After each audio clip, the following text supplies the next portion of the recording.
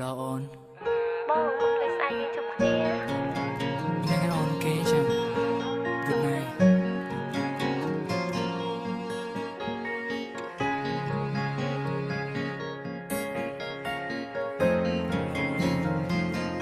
ឆ្នាំមុនថ្ងៃនេះពេលនេះម៉ោងនេះអូននៅទីនេះនៅក្បែររៀមរាហេតុអ្វីឆ្នាំនេះបានមកចាំងបាច់ផ្កាស្ងាត់សូនឈឹងតើអូនឮបងស្រែកសួររកអូនទេបើសិនអូនឮ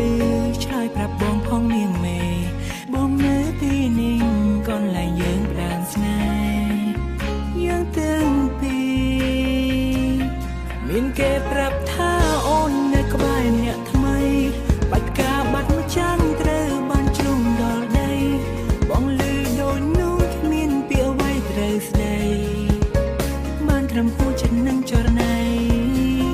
កាលពីម្សិលមិញអូនបានប្រាប់បងថានឹងនៅក្បែរបងថ្ងៃយើងផ្ដើមស្នេហាទៅកន្លែងចាំងដែលយើងធ្លាប់សន្ទនាតែពេលនេះអូនបែរជានៅក្បែរគេទុកឲ្យបងឯកា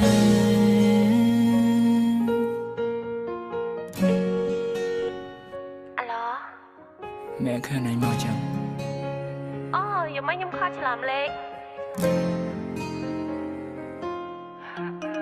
គាត់ទៅលើពីអូនប្រាប់ភ្លេងទឹកភ្នែកមួយតំណក់ក៏ធ្លាក់ដល់ដី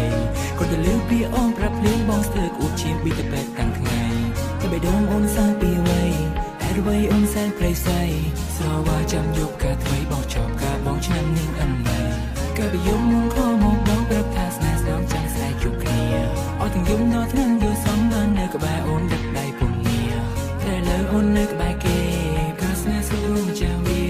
ចំតែស្ទើរតែមិនជាប្រាប់ថាពុំនេះពេលនេះមានគេប្រាប់ថាអូននៅក្បែរអ្នកថ្មីបាច់ការបាត់មកចាំងត្រូវបានជ្រុំដល់ដី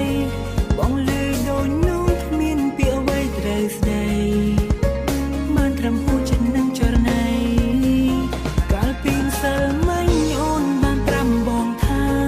នឹងនៅក្បែរបងថ្ងៃយើងផ្ដើមស្នេហាទៅកន្លែងចាំងដែលយើងធ្លាប់សន្ទនាតែពេលនេះអូនបែរជានៅក្បែរគេទុកឲ្យបងឯកា